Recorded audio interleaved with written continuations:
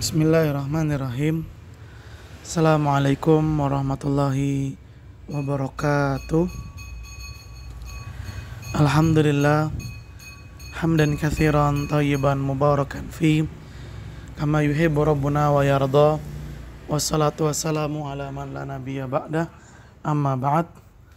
Alhamdulillah, para siswa SMA Plus Liwaul Furqan, kita bersyukur kepada Allah Subhanahu wa taala pada kesempatan di hari ini kembali Allah Subhanahu wa taala memberikan kita nikmat sehingga dapat bertemu kembali untuk melanjutkan kegiatan belajar kita, yaitu pelajaran usul fikih. Mudah-mudahan apa yang akan kita bahas, apa yang akan kita pelajari bisa dengan mudah kita pahami, bisa dengan lancar kita mengerti, sehingga mendatangkan keberkahan, mendatangkan kebaikan, mendatangkan manfaat, dan juga mendatangkan tambahan ilmu yang bermanfaat dan ilmu yang barokah. Salawat dan salam semoga selalu tersampaikan kepada junjungan kita Nabi yang mulia, Nabi Muhammad Sallallahu Alaihi Wasallam, juga kepada keluarganya, kepada para sahabatnya, dan kepada orang-orang yang selalu mengikuti jejak sunnah beliau hingga hari kiamat. Allahumma la sahla illa ma ja'altahu sahla wa anta taj'alul hazana idza syi'ta sahla. Rabbi shrah li sadri wa yassir li amri wa hlul 'uqdatam min lisani yafqahu qawli. Rabbana zidna ilman warzuqna fahman. Ahibbati fillah, para siswa SMA Plus Liwaul Furqan, sebelum kita melanjutkan pembelajaran usul fikih kita, kembali Ustadz ingin mengingatkan kepada antum semua untuk mengoreksi dan selalu memperbaiki niatan kita dalam belajar. Ingat, yang namanya belajar itu termasuk dalam ibadah. Bahkan seperti yang kita dengar di pertemuan lalu, bahwa thalabul ilmi merupakan ibadah yang memiliki kedudukan tinggi dalam ajaran Islam. Oleh karenanya, thalabul ilmi mengharuskan kita untuk mengawalinya dengan niat yang ikhlas lillahi ta'ala, agar thalabul ilmi ini diridhoi oleh Allah Subhanahu wa taala, sehingga Allah Subhanahu wa taala pun memberikan kepada kita kebaikan-kebaikan yang banyak, manfaat yang terutama juga adalah ilmu yang bermanfaat untuk kita. Dan tidak kalah pentingnya juga, jika kita ingin menjadi pelajar yang sukses, bisa mengikuti kegiatan pembelajaran dengan mudah, dengan serius, dengan fokus, dengan perhatian yang penuh. Jika kita tidak ingin menjadi pelajaran yang berat, jika kita ingin dihindarkan dari rasa lelah, capek, dan ngantuk di saat belajar, maka perbaikilah niatan kita, yaitu supaya niat kita senantiasa ikhlas lillahi ta'ala. Orang yang ikhlas dalam beribadah, tentu dia akan khusyuk dalam menjalani ibadahnya. Dia akan konsentrasi, sehingga apa yang dia lakukan pastilah mendatangkan kebaikan, pasti akan mendatangkan pahala yang besar. Dan sangat merugi sekali ketika seseorang duduk dalam majelis ilmu, tapi dia hanya membuang waktunya saja, menyia-nyiakan kesempatan saja, di mana ia tidak mendapatkan pemahaman, ia tidak bisa mengerti, ia tidak bisa mendapatkan ilmu. Ini merupakan kerugian yang luar biasa, ya ikhwan. Terlebih lagi, dia sedang dalam majelis ilmu, yang mana Nabi SAW menjelaskan bahwa pada saat majelis ilmu dilangsungkan, maka Allah Subhanahu wa taala akan menurunkan malaikat-malaikatnya untuk membawa rahmat Allah kepada orang-orang yang duduk di majelis ilmu, memperhatikan dan menyimak pembahasan yang dikaji. Alangkah meruginya ketika seseorang sudah mendapatkan kesempatan emas ini, Allah berikan kepadanya kesempatan untuk duduk di majelis ilmu, tapi yang dia dapatkan hanyalah kerugian saja. Karena dia tidak mau menyimak, karena dia tidak mau mendengar, bahkan dia malah sengaja tidur. Fahadha mimma la yanbaghi litullabil ilmi. Tidak pantas bagi seorang penuntut ilmu bersikap, beradab seperti ini dalam majelis ilmu. Dan hal ini tentu bisa kita hindari, tentu bisa kita jauhi, yaitu dengan cara menjaga niat yang ikhlas kepada Allah Subhanahu wa taala. Jadikan kita belajar semata-mata ingin mencari ridhonya Allah, ingin menjadi hamba yang semakin kenal kepada Allah, semakin tahu tentang syariat Islam agar bisa diamalkan dalam kehidupan, sehingga kualitas hidup kita pun semakin meningkat di sisi Allah Azza wa Jalla. Bukankah kita semua telah mengetahui bahwa tujuan kita ada di kehidupan dunia ini tidak lain dan tidak bukan untuk beribadah kepada Allah? Maka bagaimana kita bisa menjalani ibadah kepada Allah kalau kita tidak memiliki ilmunya? Bukankah orang yang beramal tanpa ilmu akan menjadi orang yang sesat? Sebagaimana Allah Subhanahu wa taala berfirman di dalam surat Al-Fatihah, waladhdallin, bukan jalannya orang-orang yang sesat. Para ulama tafsir menyatakan bahwa yang dimaksud dengan orang sesat di sini adalah orang yang beramal tapi tidak didasari dengan ilmu. Nah, saat ini kita mendapatkan kesempatan emas untuk menimba ilmu, mendapatkan ilmu agar kita bisa menjalani hidup di dunia ini semuanya bernilai ibadah di sisi Allah.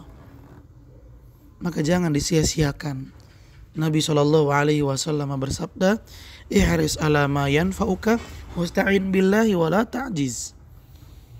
Bersemangat dan bersungguh-sungguhlah dalam menggapai kebaikan dan mendapatkan manfaat. Dan jangan lupa untuk selalu meminta pertolongan kepada Allah. Karena manusia ketika dia hanya mengandalkan kemampuannya dan meninggalkan doa, maka apa yang dia usahakan hanya menjadikan dirinya manusia yang sombong. Orang yang belajar tidak memohon perlindungan, pertolongan kepada Allah, maka apa yang akan dia dapat dari belajarnya hanya sesuatu yang akan menjadikannya sombong. Waliyadzubillah. Wasta'in billah, mintalah pertolongan kepada Allah, wala ta'jiz, jangan lemah, jangan ngerasa gak bisa, jangan merasa gak mampu. Semua kalau kita sudah berikhtiar, berusaha maksimal dan sudah berdoa, insya Allah Allah tidak akan menyia-nyiakan usaha hambanya. Allah tidak akan menghilangkan usaha hambanya. Dan Allah Maha Adil. Allah akan berikan balasan yang sesuai. Sebagaimana kita ketahui ada kaidah yang mengatakan al jaza'u min jinsil amal. Balasan itu sesuai dengan amalan yang dilakukan. Karena itu ya ikhwan, mari kita ikhlas dalam belajar supaya duduknya kita di sini betul-betul akan mendatangkan keberkahan, manfaat, kebaikan dan juga tambahan ilmu yang menjadikan kita semakin bertakwa kepada Allah, semakin berbakti kepada orang tua, dan kita pun menjadi hamba yang mendapatkan ridhonya Allah Subhanahu wa taala. Ahibati fillah, para siswa SMA Plus Liwaul Furqan, sebelum kita melanjutkan kegiatan belajar kita, mari kita coba mengulang kembali apa yang telah kita bahas pada pertemuan lalu. Di pertemuan yang lalu, kita membahas tentang al-haqiqatu wal majaz, hakikat dan majaz. Dan yang kita bahas pada pertemuan lalu masih berkaitan dengan hakikat atau haqiqah. Kita belum masuk ke dalam pembahasan al-majaz. Hakikat, apa artinya hakikat? Hakikat adalah kata yang digunakan sesuai dengan arti aslinya. Contoh misalnya adalah tempat duduk. Berarti kata tempat duduk atau bangku atau kursi, arti aslinya adalah sesuatu yang digunakan untuk duduk. Rumah artinya adalah tempat tinggal. Contoh yang kita sebutkan di pertemuan lalu adalah singa, yang arti aslinya adalah hewan buas. Kalau kita gunakan kata singa ini untuk arti aslinya, maka itu adalah hakikat. Contoh, saya melihat singa di kebun binatang. Kata singa di sini artinya adalah hewan buas. Berarti kata singa yang digunakan di sini sesuai dengan hakikatnya. Artinya sesuai dengan arti aslinya.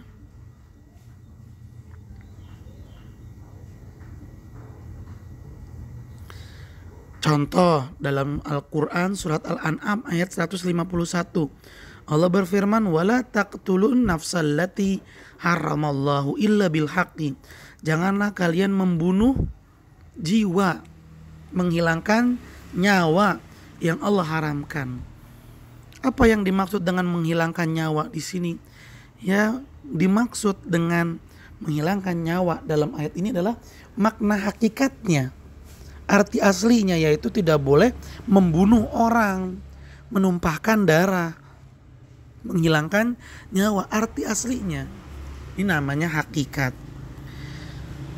Kemudian pada pertemuan yang lalu juga kita membahas dengan demikian, jika ada kata yang digunakan tapi bukan untuk arti aslinya, maka kata tersebut bukan hakikat.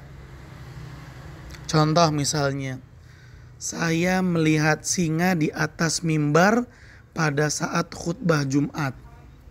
Singa di atas mimbar ketika khutbah Jumat kan nggak mungkin. Kata singa yang kita sebutkan di sini adalah singa asli. Nggak mungkin singa ada di atas mimbar, apalagi di hari Jumat.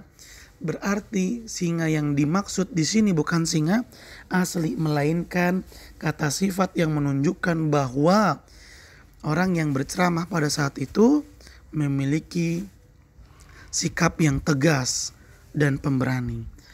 Dengan demikian, kata singa dalam kalimat ini bukanlah kata hakikat, karena digunakan bukan untuk makna aslinya. Tayyib. Di pertemuan yang lalu kita juga membahas macam-macam hakikat. Macam-macam hakikat itu terbagi menjadi 3. Yang pertama hakikat lugawiyah, yang kedua hakikat syar'iyah, dan yang ketiga hakikat urfiyah. Apa bedanya? Kalau hakikat lugawiyah berarti makna asli yang sesuai dengan tatanan bahasa. Makna asli yang sesuai dengan tatanan bahasa. Contoh misalnya adalah sholat. Sholat arti asli secara bahasa Arab ya. Bahasa Arab, sholat itu artinya doa. Sebagaimana Allah Subhanahu wa taala berfirman, sesungguhnya salatmu wahai Muhammad kepada orang yang memberikan zakat akan memberikan ketenangan buat pemberi zakat. Arti sholat di sini bukan Nabi Muhammad sholat menghadap orang yang memberikan zakat, melainkan arti sholat di sini adalah doanya Nabi Muhammad Sallallahu Alaihi Wasallam untuk orang yang memberikan zakat. Berarti kata sholat di sini dimaknai sesuai dengan makna aslinya menurut bahasa. Kemudian yang kedua, hakikat syar'iyah. Apa itu hakikat syar'iyah? Hakikat syar'iyah artinya adalah makna asli dari sebuah kata yang sesuai dengan syariat Islam. Contoh lagi, ya sholat. Sholat tadi secara bahasa artinya doa. Tapi jika diterjemahkan sesuai dengan syariat Islam, ilmu pengetahuan Islam, maka makna sholat itu bukan doa. Tetapi makna sholat adalah perbuatan dan perkataan yang khusus, diawali dengan takbir dan diakhiri dengan salam. Itu makna sholat. Makna asli sholat sesuai syariat Islam. Kemudian yang ketiga adalah hakikah urfiyah. Makna asli sebuah kata menurut masyarakat setempat. Dengan demikian, ahibati fillah, para siswa SMA Plus Liwaul Furqan, dalam satu kata itu memiliki 3 makna asli. Tiga-tiganya asli. Ya. Terkadang sebuah kata memiliki 3 makna asli. Asli menurut bahasa, asli menurut syariat Islam, dan asli menurut pengetahuan penduduk setempat yang disebut dengan uruf. Contoh misalnya safar. Ya, contoh misalnya adalah safar. Dalam sisi bahasa, makna safar adalah berpergian jauh yang menempuh jarak minimal 80 km. Itu safar menurut arti bahasa. Adapun menurut syariat Islam, arti safar itu adalah berpergian jauh yang menghabiskan waktu 3 hari 3 malam. Berarti kalau kurang dari 3 hari 3 malam belum disebut dengan safar. Kalau kurang dari 80 km berarti bukan safar menurut bahasa. Namun menurut urfiyah tergantung bagaimana sikap dan penilaian penduduk setempat. Dan itu pasti berbeda-beda. Misalnya saja, ini misalnya ya, orang Jakarta ke Bandung misalnya, mereka mengatakan itu mah bukan safar, Bandung mah deket, berarti gak dianggap safar oleh orang-orang Jakarta. Tapi orang Bandung bilang dari Bandung ke Jakarta tuh jauh, berarti safar. Berarti menurut orang Bandung, safar itu dari Bandung ke Jakarta udah dianggap safar. Jadi dikembalikan ke masyarakat setempat bagaimana penilaian mereka terhadap makna suatu kata. Itu namanya hakikah urfiyah. Nah, pengetahuan ini akan mengantarkan kita supaya tepat dalam menerjemahkan kata. Kalau misalnya ada kata digunakan dalam konteks agama, misalnya sholat. Sholat menghadap kiblat. Sholat harus diawali dengan wudhu. Itu kan konteks agama. Berarti memaknai sholat di sini sesuai dengan makna syariat Islam. Sesuai dengan makna syariat Islam. Contoh yang kita sebutkan pada pertemuan lalu, ungkapan hewan. Secara bahasa, hewan itu makhluk hidup. kata hewan secara bahasa Arab, arti aslinya secara bahasa Arab itu makhluk hidup. Jadi tumbuhan bisa dibilang hewan, binatang juga hewan, bahkan manusia pun termasuk dalam hewan menurut arti asli bahasa Arab. Tapi kalau kita manggil orang dengan sebutan hewan, pasti marah. Kenapa marah? Karena penggunaan hewan pada saat itu bukan ditunjukkan untuk bahasa, melainkan sesuai dengan arti asli urfiahnya.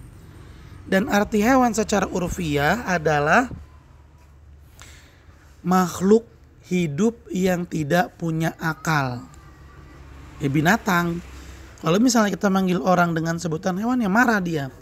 Karena secara urfiah hewan itu tidak tepat jika ditunjukkan untuk manusia, walaupun secara bahasa Arab tepat. Tapi penggunaannya harus melihat konteks dan keadaannya. Begitu ya ikhwan. Maka dengan mengetahui ini, kita bisa menempatkan setiap kata sesuai pada porsinya. Baik, selanjutnya kita masuk ke dalam pembahasan majaz. Tolong disimak ahibati fillah, semoga Allah merahmati kita semua. Silakan dibuka kitab Al-Usul min Ilmil Usul. Wal majazu huwa, majaz itu adalah al-lafdzul musta'malu fi ghairi mawudi'a lahu. Kata, lafaz itu kata, al-musta'mal yang digunakan, fi ghairi bukan mawudi'a lahu pada tempatnya. Kata yang digunakan bukan pada tempatnya. Contohnya adalah singa tadi.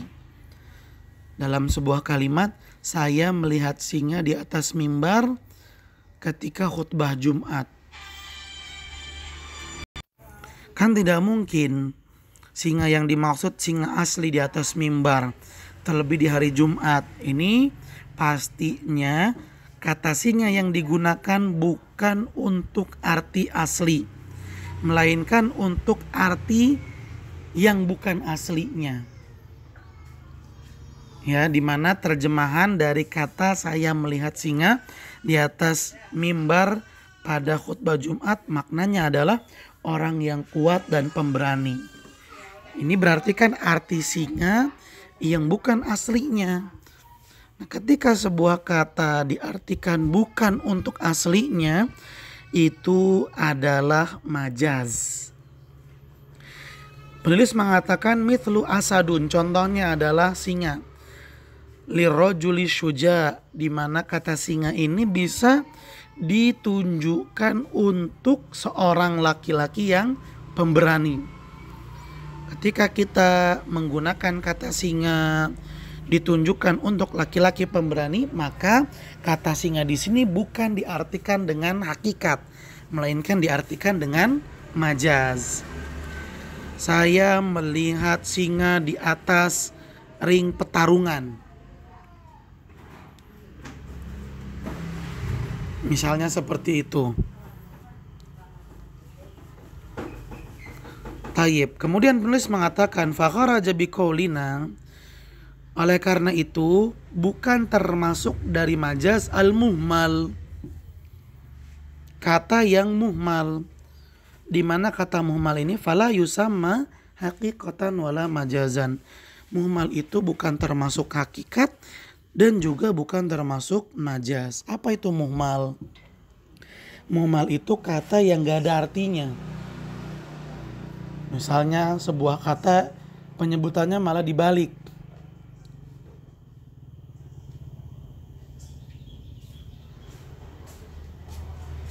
Misalnya ngaro. Kalau kita bilang ngaro, saya melihat ngaro. Apa artinya ngaro? Ini namanya muhmal. Kata yang gak ada artinya. Kata yang gak digunakan sama masyarakat setempat. Ketika ditanya ngaro itu apa? Oh, ngaro itu orang. Dibalik bacanya. Ini namanya muhmal dalam bahasa Arab. Begitu pula kharaja biqaulina fi ghairi ma wudi'a lahu, bukan termasuk majaz al-haqiqah. Hakikat bukan termasuk majaz, karena hakikat itu adalah kata yang digunakan untuk arti aslinya. Sedangkan majaz kata yang digunakan untuk makna yang bukan aslinya. Wala yajuzu hamlul lafzi ala majazihi, dan tidak boleh menggunakan kata untuk makna yang bukan aslinya illa bidalilin sahih, kecuali ada tanda yang sah, ada tanda, ada penunjuk yang sah, min iradatil haqiqah, yamna min iradatil haqiqah, di mana penunjuk tersebut menyatakan bahwa kata ini tidak ditunjukkan untuk makna asli, melainkan untuk makna yang bukan aslinya. Seperti kata singa. Kata singa tidak boleh kita gunakan untuk selain arti aslinya, kecuali ada dalil, ada penunjuk yang menyatakan bahwa kata singa di situ bukan diterjemahkan untuk arti aslinya. Contoh adalah saya melihat singa di atas mimbar hari Jumat.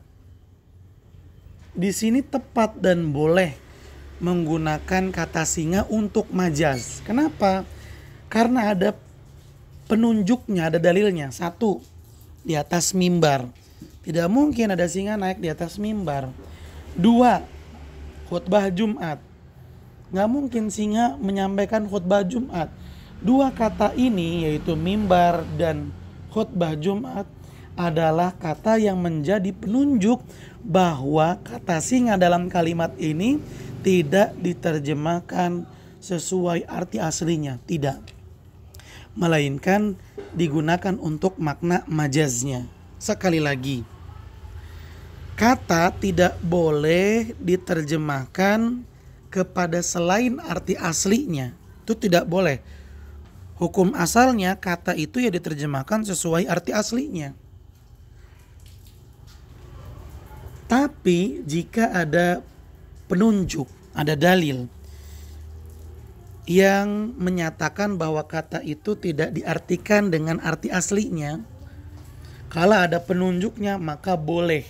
Kalau ada penunjuknya, ada dalilnya, maka boleh kata diterjemahkan bukan untuk hakikat tapi untuk majaz. Dalam ilmu balago disebut dengan qarina.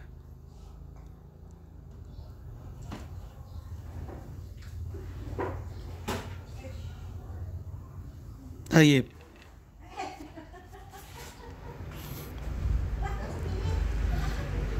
Wa huwa ma yusamma fi ilmil bayani bil qarinati.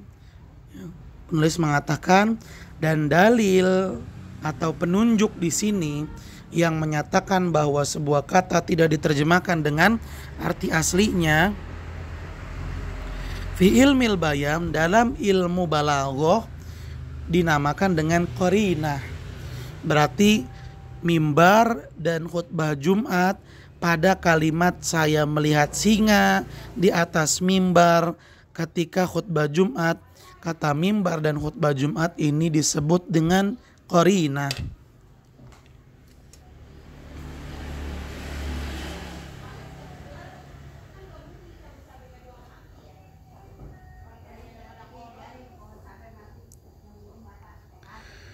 Wa yushtaratu li sihhati isti'malil lafzi fi majazihi, dan disyaratkan supaya sah, benar penggunaan kata yang diterjemahkan bukan untuk arti aslinya. Sekali lagi,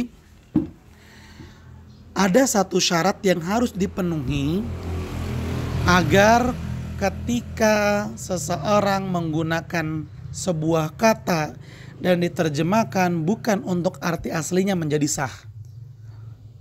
Apa syarat sah supaya penggunaan kata yang bukan untuk arti aslinya menjadi sah?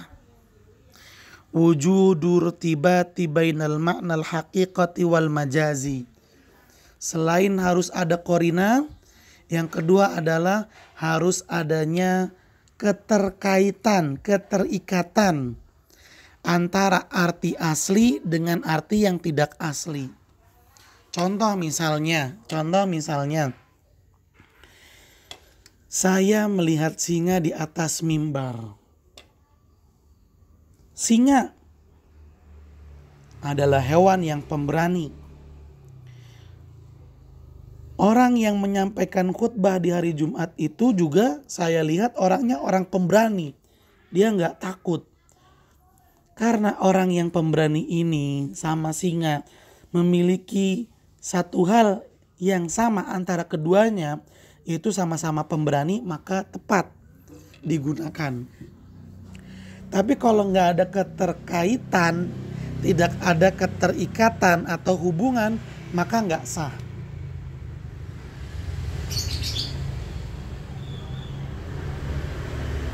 Contoh misalnya, saya melihat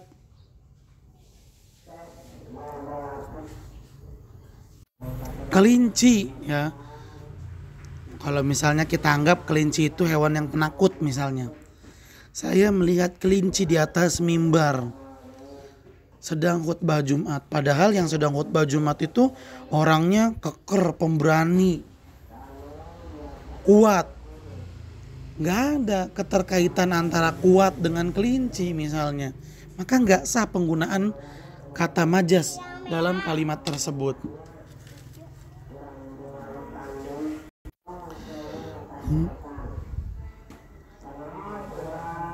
Ini dia syarat yang kedua. Selain harus adanya qarina, juga harus adanya irtibat. Irtibat itu keterkaitan, kesamaan antara arti asli dengan arti majas, antara hakikat dan majas. Ya seperti singa tadi digunakan untuk orang yang pemberani, ada kesamaan antara keduanya. Singa itu hewan pemberani, orang yang disifati dengan singa juga pemberani, memiliki kesamaan, maka sah. Ini namanya irtibat. Liyasihha ta'biru bihi anhu, supaya penggunaan kata untuk majas dalam konteks kalimat menjadi kalimat yang yasih, nyambung. Nggak kayak tadi, misalnya saya melihat kelinci di atas mimbar khutbah. Kelinci hewan yang lemah misalnya, hewan penakut, mana mau. Orang yang khutbah Jumat, sedangkan yang khutbah Jumat itu pemberani, kuat, suaranya lantang. Nggak cocok, nggak nyambung, maka kalimatnya nggak benar. Wa huwa ma yusamma fi ilmil bayani bil alaqah. Maaf, bukan irtibat. Di sini penulis mengatakan dan kesamaan, keterkaitan antara arti asli dengan arti majaz fi ilmil bayan, dalam ilmu balaghah itu disebut dengan al-alaqah, disebut dengan alaqah. Wal alaqatu imma an takunal musyahabahata au ghairaha. Dan alaqah itu bisa berbentuk kesamaan, mirip, adanya kesamaan, adanya kemiripan, au ghairaha, dan ada juga yang bentuknya selain itu. Baik ahibati fillah, para siswa SMA Plus Liwaul Furqan, sebelumnya Ustadz mohon maaf apabila dalam rekaman ini terdengar suara-suara dari luar, ya, kendaraan, suara orang atau suara speaker, karena saat ini Ustadz sedang berada di rumah orang tua, dan kebetulan rumah orang tua juga berada di pinggir jalan, ya, persis di pinggir jalan besar, makanya suara kendaraan, suara yang lain pun terdengar. Di sini Ustadz sedang menjenguk orang tua yang saat ini kondisinya sedang sakit. Ustadz betul-betul minta dari kalian semua doanya, minta dari kalian semua doa untuk orang tua Ustadz. Semoga Allah segera memberikannya kesembuhan dan kesehatan lagi. Arju min jami'it tulab minkum khasatan ad-du'a li walidil ustadz. Jazakumullahu khairan wa barakallahu fikum. Taib, kita lanjutkan ahibati fillah.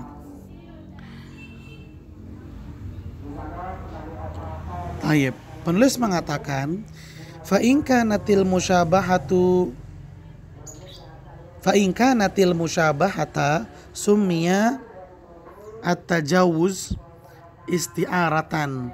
Apabila alaqohnya itu, kesamaan itu ya antara arti hakikat dan arti majaz, itu bentuknya adalah kesamaan, kemiripan, musyabahah. Jika alaqohnya alaqoh musyabahah, keterkaitan antara arti hakikat dengan arti majaz adalah alaqah yang musyabahah, artinya berbentuk kesamaan, kemiripan, maka majaznya disebut dengan isti'arah. Saya melihat singa di atas mimbar sedang khutbah.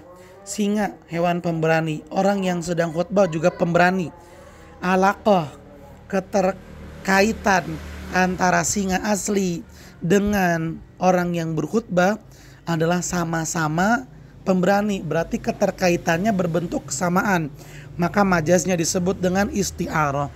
Kata jawuzu bilafzi, seperti majaz dengan kata asadun, kata singa.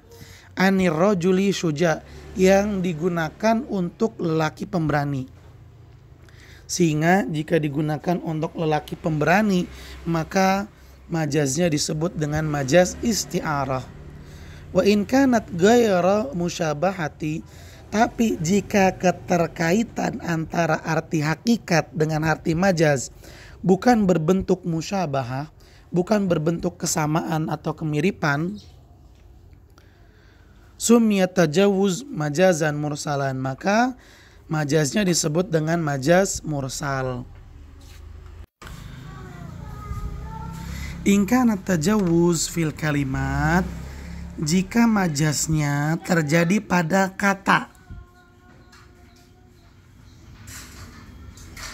ya, disebut dengan majaz mursalan kalau majaznya terjadi pada kata. Jadi begini ya ikhwan, majaz itu kan artinya adalah menggunakan kata dan diterjemahkan bukan dengan arti aslinya.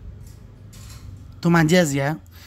Jika penggunaan majaz ini karena adanya kemiripan, kesamaan, ya, alaqohnya berbentuk kemiripan atau kesamaan antara arti hakikat dengan arti majaz, maka majaznya disebut dengan isti'arah. Kayak misalnya singa dengan lelaki pemberani, kan ada kesamaan ya, lelaki pemberani ya berani, singa juga hewan pemberani, ada kesamaan antara arti asli dengan arti majaz, maka majaznya disebut dengan isti'arah. Tapi jika keterkaitan alaqoh antara arti asli dengan arti majaz bukan berbentuk kemiripan, bukan berbentuk kesamaan, maka tidak dinamakan dengan majaz isti'arah, tapi dinamakan dengan majaz mursal kalau majaznya berkaitan dengan kata.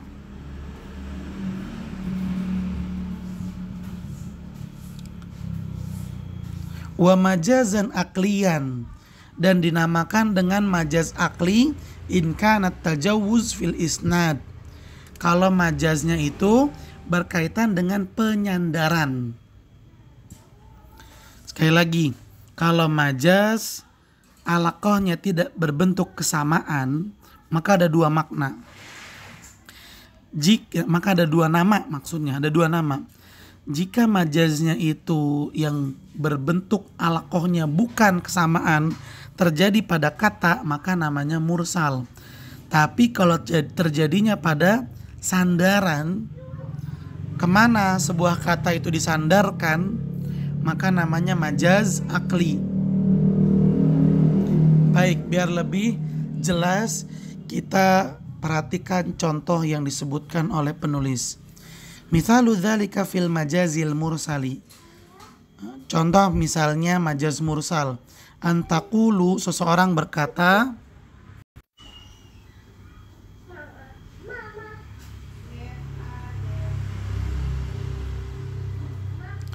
Sekali lagi ya. Contoh biar lebih jelas nih, Ustaz ulang. Contoh majaz mursal. Seseorang berkata kami memelihara hujan. Arti hujan di sini bukan diterjemahkan dengan arti asli, bukan. Bukan arti asli yaitu air yang turun dari langit, bukan. Tetapi arti hujan di sini dimaknai dengan tanaman. Emang ada hubungannya antara tanaman dengan hujan? Ada. Tanaman itu ada akibat turunnya hujan, masih ada hubungannya. Namun karena hubungannya ini tidak berbentuk kesamaan, melainkan sebab akibat, dan terjadinya pada satu kata, terjadinya pada kata, maka ini disebut dengan majaz mursal. Mudah-mudahan semuanya bisa mengerti. Wa mithalu dzalika fil majazil aqli. Adapun contoh untuk majaz akli. Nah, kalau majaz akli ini ada hubungan antara arti asli dengan arti majaz. Antara arti hakikat dengan arti majaz masih ada hubungan. Tapi hubungannya itu bukan kesamaan, bukan kemiripan. Dan majaznya ini bukan terjadi pada kata, melainkan pada ke siapa disandarkan kata tersebut. Ya, kata tersebut disandarkannya kemana? Atau kalimatnya dimengerti dengan bukan per kata, tapi secara keseluruhan. Antakul, seseorang berkata, anbatatil matorul ushba. Hujan menumbuhkan tanaman. Ya, ini benar kalimatnya. Hujan menumbuhkan tanaman. Tapi ingat ahibbati fillah. Apakah yang menumbuhkan tanaman itu hujan? Yang bikin tanaman itu muncul apakah hujan? Fal ijabatula. Jawabannya tentu bukan. Karena yang sesungguhnya menumbuhkan, mengadakan tanaman adalah Allah Azza wa Jalla. Sedangkan hujan perantaranya. Berarti kata hujan di sini disandarkan ke siapa? Disandarkan kepada Allah. Disandarkan kepada Allah. Hujan menumbuhkan tanaman. Bukan hujannya yang numbuhin tanaman, tapi Allah. Allah lah yang menumbuhkan tanaman. Berarti kata hujan disandarkan kepada Allah. Nah, ketika bentuknya seperti ini, maka majaznya disebut dengan majaz akli. Karena ya majaz akli itu majaz akal artinya. Majaz sesuai pemahaman kita. Karena secara akal kita pun memahami bahwa yang numbuhin tanaman itu bukan hujan, tetapi Allah Azza wa Jalla. Baik, kita dengarkan apa yang disampaikan oleh penulis. Fal kalimatu kulluha yuradu biha haqiqatan maknaha. Semua kata pada kalimat hujan menumbuhkan tanaman ini diterjemahkan dengan arti asli. Hujan ya air hujan, nggak diterjemahkan dengan Allah, enggak kan? Tetap artinya hujan menumbuhkan tanaman. Hujan diartikan dengan air yang turun dari langit, tidak diterjemahkan dengan kata Allah. Ya, karena mator bukan termasuk nama Allah. Setiap kata dalam kalimat ini, hujan menumbuhkan tanaman, semuanya diterjemahkan dengan arti aslinya. Hujan ya hujan, menumbuhkan ya menumbuhkan, tanaman ya tanaman beneran. Diterjemahkan sesuai artinya. Lakinil isnad al-inbat ilal matari majazan. Tetapi memahami bahwa tumbuhan itu hidup karena hujan, ini terjemahannya bukan terjemahan asli, melainkan terjemahannya majaz. Karena yang menumbuhkan tanaman hakikatnya bukan hujan tetapi Allah. Li'annal mumbita haqiqatan huwallah. Karena yang menumbuhkan aslinya adalah Allah Ta'ala. Fatajawuzu fil isnad. Maka majaznya di sini adalah majaz fil isnad, dalam menyandarkan. Sekali lagi ya ikhwan ya, majaz akli itu setiap kata yang digunakan itu diterjemahkan dengan arti aslinya. Hujan menumbuhkan tanaman. Hujan yang diterjemahkan dengan arti aslinya apa? Air yang turun dari langit. Menumbuhkan artinya mengadakan. Arti asli juga. Tumbuhan ya berarti tanaman, arti asli juga. Semuanya diterjemahkan dengan arti asli. Tetapi secara keseluruhan kalimat ini disandarkan kepada Allah. Kenapa? Karena yang menumbuhkan tanaman itu bukan hujan. Aslinya bukan hujan, melainkan Allah Azza wa Jalla. Berarti kalimat ini seluruhnya disandarkan kepada Allah Subhanahu wa Ta'ala. Karena kalimat ini disandarkan, maka majaznya disebut dengan majaz akli. Contoh misalnya, presiden membangun masjid. Ini diterjemahkan dengan arti asli. Presiden ya presiden, membangun mendirikan, masjid ya masjid, diterjemahkan dengan asli. Tapi kalau kita pahami, apa iya presiden yang ngaduk semen, ngangkut pasir, numpukin bata, ngecat, ngecor, apa iya presiden yang melakukan itu? Tentu tidak. Yang melakukan siapa? Yang melakukan adalah tukang bangunan. Tukang bangunan. Ini menunjukkan namanya majaz akli. Jelas ya? Arti setiap kata diterjemahkan sesuai aslinya, tapi ketika disandarkan kepada yang lain. Ini namanya majaz akli. Alhamdulillah. Sekali lagi kesimpulannya, ahibati fillah, Ustadz ulang biar lebih paham. Majaz artinya menggunakan kata bukan untuk arti asli. Dan dalam menggunakan majaz ada dua syarat yang harus dipenuhi. Satu, adanya qarinah.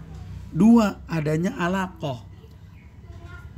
Qarinah artinya penunjuk yang menyatakan bahwa sebuah kata diartikan bukan untuk arti aslinya. Itu qarinah. Sedangkan alaqah itu keterkaitan, hubungan antara arti asli dengan arti majaz. Kemudian pembagian majaz. Majaz ada yang disebut dengan isti'arah.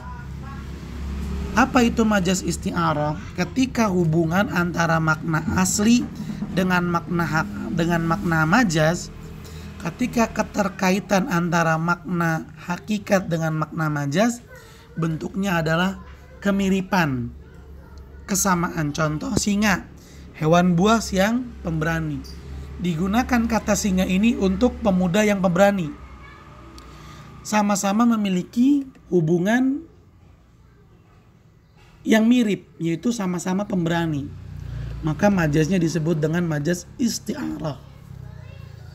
Jika keterkaitan antara makna majaz dengan makna hakikat bukan berbentuk kesamaan, dan terjadinya pada kata, itu disebut dengan majaz mursal. Contohnya, kami merawat hujan. Kata hujan di sini tidak diterjemahkan dengan arti asli, tetapi diartikan dengan tanaman. Kami merawat tanaman. Apakah ada hubungan antara tanaman dengan hujan? Tentu ada. Tetapi hubungannya bukan berbentuk kesamaan, bukan berbentuk kemiripan, melainkan akibat. Maka ini disebut dengan majaz mursal. Jika majaznya ini tidak terjadi pada kata per kata, melainkan kepada kalimatnya, maka disebut dengan majaz akli. Contoh, presiden membangun masjid. Setiap kata dalam kalimat presiden membangun masjid itu diterjemahkan dengan arti aslinya. Presiden, pemimpin negara, membangun, mendirikan masjid, tempat ibadah, diterjemahkan sesuai dengan arti aslinya. Tetapi ketika disandarkan kalimat ini, presiden membangun masjid, nggak mungkin presiden yang membangun masjid beneran, nggak mungkin presiden yang ngaduk semen, numpukin bata, ngecat, nggak mungkin. Tapi kalimat ini disandarkan kepada siapa? Kepada tukang bangunan. Maka ini disebut dengan majaz akli. Setiap kata diterjemahkan dengan arti asli, tetapi secara keseluruhan kata tersebut disandarkan kepada yang lainnya. Kepada yang lainnya.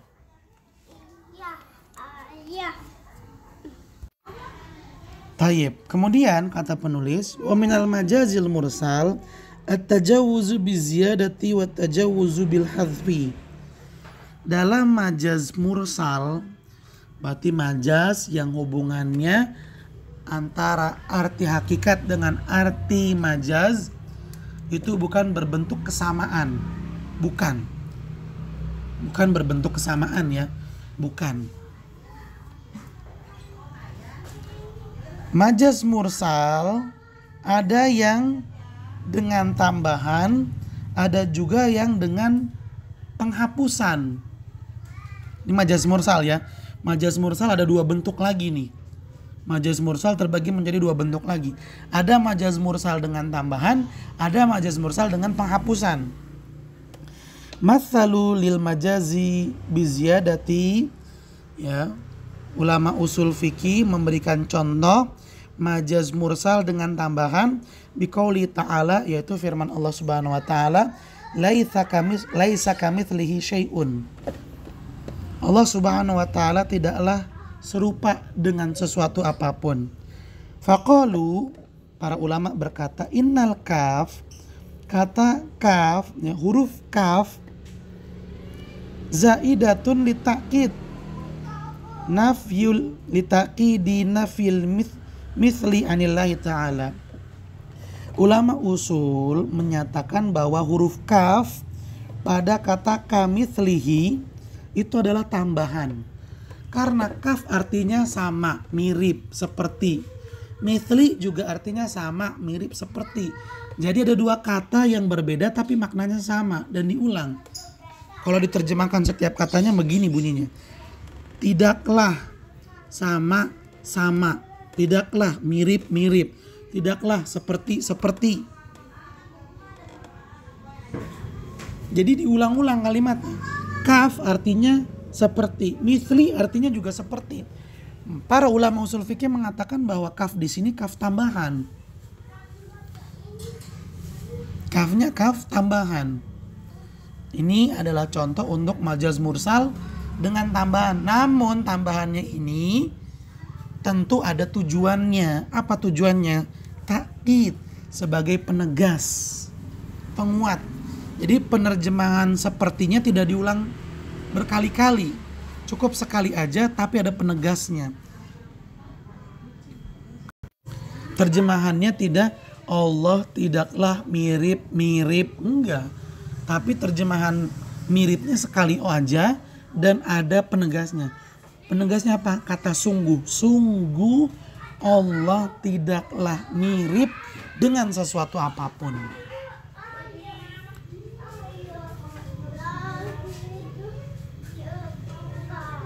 Ini namanya majaz mursal biziyadah. Jika ada kalimat di dalamnya ada dua kata penyerupaan, ya, ka artinya menyerupai, mithli artinya menyerupai juga. Namanya majaz. Ada dua kalimat yang berbeda bentuknya tapi sama artinya.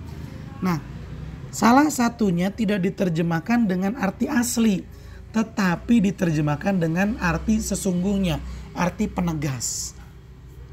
Ini namanya majaz mursal biziyadah. Ya, kata kaf itu tidak diartikan seperti, tapi diartikan dengan sesungguhnya. Berarti kata kaf tidak diartikan dengan arti aslinya, melainkan diartikan dengan makna selainnya. Ini namanya majaz mursal biziyadah.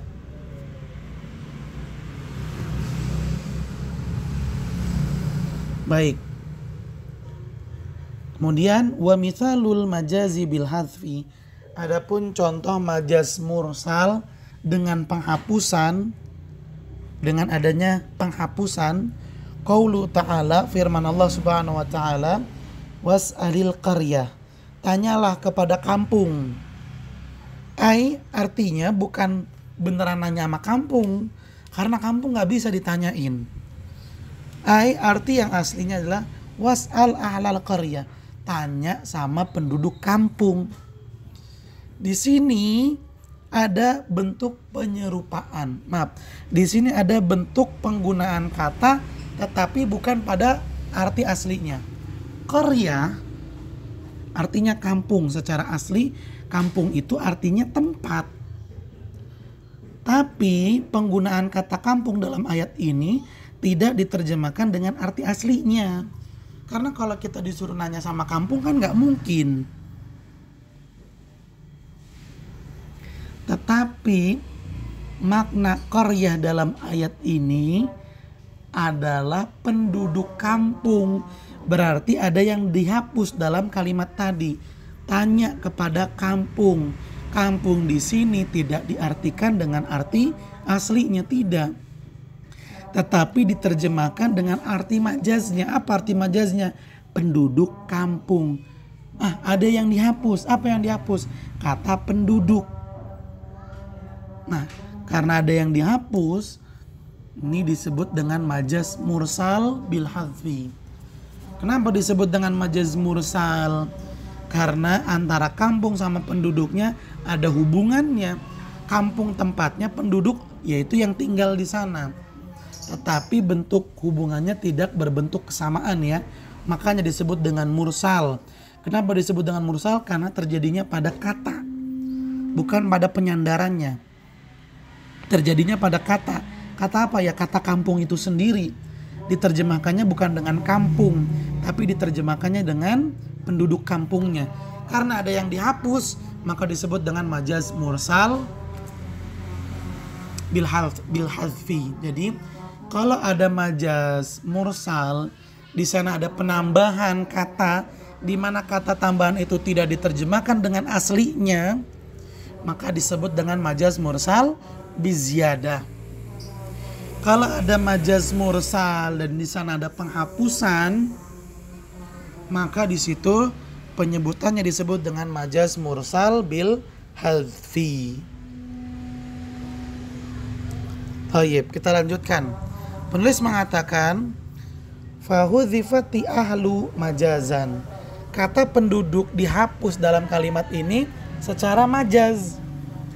Karena walaupun gak disebutkan kata penduduk, maksud dari kalimat tanya kepada kampung sudah jelas, maksudnya adalah bertanya kepada penduduk kampungnya. Nah, mungkin bertanya kepada kampung itu sendiri. Ini namanya majaz. Walil majazi anwa'un katsiratin mazkuratun fi ilmil bayan.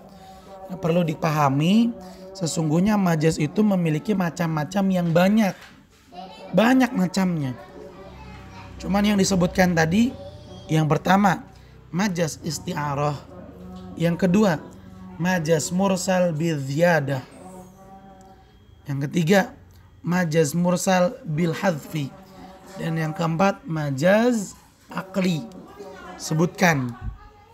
Ada lagi macam-macam yang lainnya fi ilmil bayan yang bisa dipelajari pada pelajaran balaghah. Kenapa pelajaran ini kok dibahasnya di usul fikih? Kenapa nggak di pelajaran balaghah aja? Ini perlu kita pahami nih. Pelajaran ini dibahas dalam ilmu balaghah tentang kaidahnya, gimana supaya kita bisa mempraktekkan majaz. Disebutkan kaidahnya begini dalam ilmu balaghah. Tapi pembahasan ini dalam ilmu usul fikih tujuannya supaya ketika kita mendapati ada sebuah ayat memakai majaz, maka kita bisa menerjemahkan ayat tersebut sesuai dengan yang dimaksud. Sehingga ketika kita tarik hukum dari ayat tersebut, kita bisa mendapatkan hukum yang tepat. Ini tujuannya, supaya kita bisa mendapatkan hukum yang tepat dari sebuah ayat ketika kita mempelajari ilmu hakikah dan majaz. Jadi tujuannya berbeda ya. Kalau dalam ilmu balaghah tujuannya mempelajari kaidahnya. Kalau dalam ilmu usul fikih tujuannya supaya kita bisa memaknai ayat sesuai dengan maksudnya, sehingga dalam mengambil hukum kita bisa tepat dalam pengambilan hukumnya.